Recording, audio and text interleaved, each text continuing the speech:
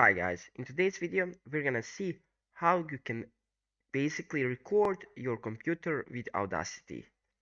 The first thing we're gonna do is we're gonna open our control panel. So you're gonna go to start, you're gonna type control panel and you are going to click on that. After that you are going to find the sound. Sound is right here, so for me sound is right here. It's gonna be anywhere else for you, but just gonna find it and you're gonna click on that. After that you're gonna get this window right here. You're gonna go to recording. After that you are going to basically find the stereo mix.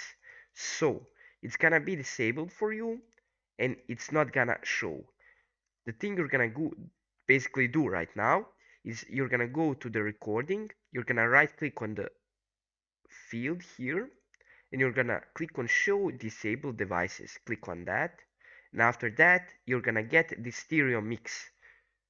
Right click on that and click on enable.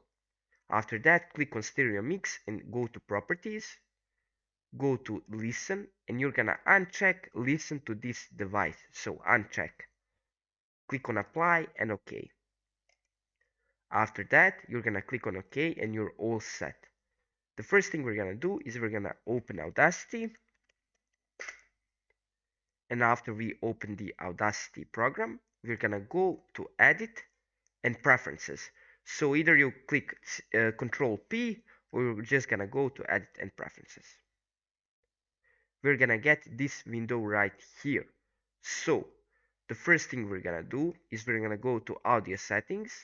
So the first one that pops up, and we're gonna go to recording, and on the device it's gonna probably be like something like microphone.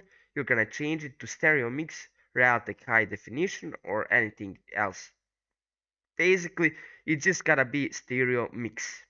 You're gonna click on OK, and every single time you record something, it's not gonna record your voice, it's gonna record your computer.